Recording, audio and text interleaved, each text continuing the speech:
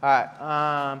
So our schedule got kind of shifted, so we've only done one day of the finish. So I'll figure out what I'm gonna do tomorrow. Not quite sure yet, but so if you're here Thursday, this is gonna be. Normally we do the no gi version first and then the gi version, but we did it on Thursday with the gi. So or not yet. So the sequence we've been doing. If you haven't been here for the whole sequence, start with the knee cut. The takedown is like great and all, but the knee cut's more important. Like if you're a beginner, the knee cut's more important to your jiu-jitsu. And then if you get that down, you can start working on the arm bar. But again, the most important part of the sequence is gonna be that knee cut for beginners. So we've been in here, just in here, our normal grips right here.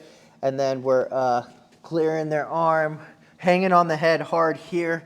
Drop it to either knee, doesn't matter. And then I wanna kind of bump him with my head as I come in for the single. And then I want to keep pushing as I stand up to my single here. Then without the gi, we're going to like the elbows. Or you can kind of like cross your hands like this. I just remembered that when I learned a while back. But either way here, and then it's going to be head down, downward pressure as I spin around, kind of like a circular motion here. And as soon as you feel them going, don't keep going like this. Shift so my butt goes down and my head starts going up. And we're just going to enter right here into a knee cut. Spin a little bit. Just spin that way, head this way. So for the knee cut, we're just stepping right in here. If they have a reverse deli hiva, fine. If they don't, even better. Hand on the hip here. This can pry right here as needed.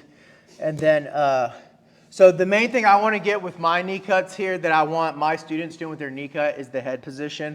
Like I didn't really figure this out until about a year ago, but it's the head position that makes like all the difference. Like you can get a knee cut without head position, but it's going to be harder, take a little more effort, and when you do pass, they're going to have a lot more. It's going to be a lot easier for them to keep fighting and defending and getting out. So head position to finish it, take them out of it as much as possible. So I'm in here. If he does have a deli hiva hook, I'm going to set up my grip. So this one's going to stay here and become an underhook. This one's like over, grabbing the tricep. And then if they have a good deli hiva hook, all I do is I point my knee down and pick my hips up a little bit, and it clears his toes, and then I bring my butt back down so that he can't reinsert that hook here.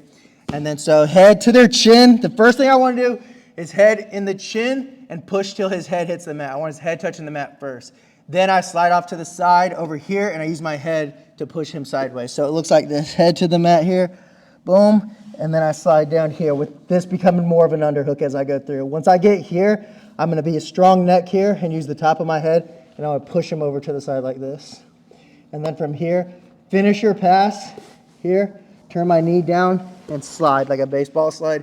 Don't try to extract your foot. Just slide through here.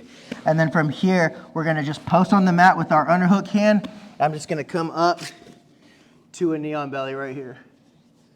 Here. So here, overhooking here, keep this in your armpit. Pinch the elbow tight, and then the last part of the sequence is going to be the near side arm bar. So I'm going to use a lot of weight on this hand, and I'm leaning my head this direction here. So I can step up first here, and then I shove my instep in his armpit here. Elbow tight, because this is obviously his way out of the move here. And then sit on them, make them carry all your weight. This leg goes over his head, and then look, pinch the knees together. Your knees should not be like spreading apart. They should be coming together here. And then pinch in here, and you can like arch your back in to finish the elbow right there. Or you could always like let it out here, but this is the tighter version right here. So one more time all the way through.